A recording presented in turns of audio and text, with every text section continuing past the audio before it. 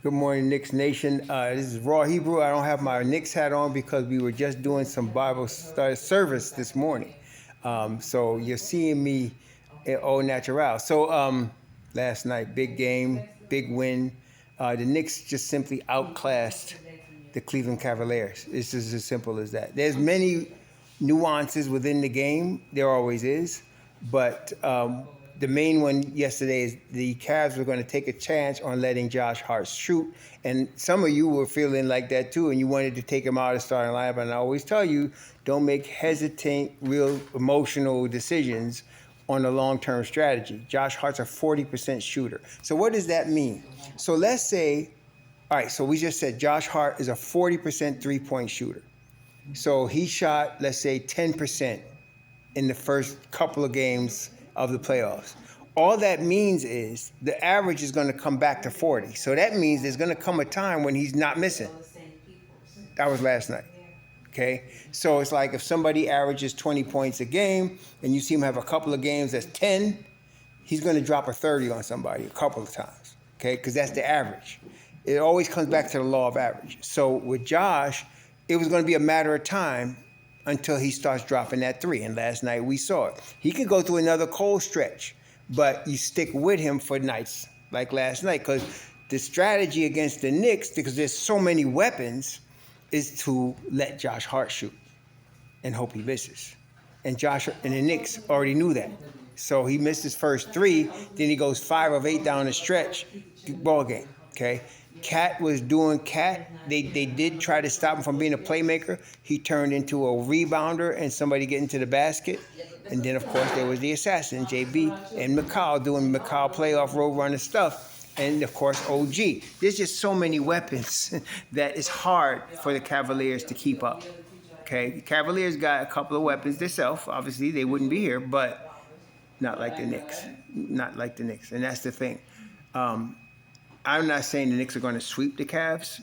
I try to be conservative on these things unless I feel real strongly. But I'm saying Knicks in 5. They'll get a split in Cleveland and then come back and finish it in New York. I'm saying Knicks in 5. And they're just a better team.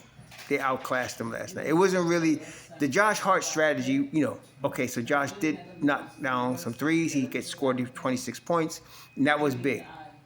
But the night before, Shamet was the hero, right? It could be Deuce the next time. You just never know, okay? The constants are McCall's running, Josh's hustle, and, of course, Brunson's scoring. Constants. When Brunson's missing shots, we're going to be in problems regardless. When he's hitting shots that we know he normally hits, it's problems for the opponent. So there's just too many weapons. Then, of course, there's Cat. So there's too many weapons that the Knicks have, and they're coached very well, and now the biggest thing is they figured out how to play team defense, and they're getting stops. So last night, the Cavaliers did not score 100 points, okay? I heard Donovan Mitchell say we're good on offense. I was thinking, you lying. Y'all didn't score 100 points last night, okay? I think they lost by 16, and they didn't score 100 points. So, no, that's not good. Unless the Knicks didn't score and the Cavs didn't score, you might say that, but the Knicks scored 119, I think, or something like that, 116, and the Cavs scored like 93. That's not good. That's not good at all. And why? Because the Cavs are limited to Harden and Mitchell. Mobley could score, and maybe him, but the Knicks shut down Merrill. And that's another reason. Remember, we talked about weak side help on the shooters. The Knicks did a great job of that last night. And so when you shut that down and you're just dealing with Harden and Mitchell, you could deal with that, especially if you're the Knicks.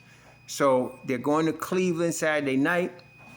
Like I said, I expect the Knicks to get a split in Cleveland. I'm giving Cleveland that respect. The Knicks could sweep them, but we're just going to, right now the Knicks have won 9 straight in the playoffs. You can't get better than that, man. So good win last night. Knicks up 2-0, going back to Cleveland for Saturday night. And, we'll see how this works out, but it's looking pretty darn good, I'll tell you that.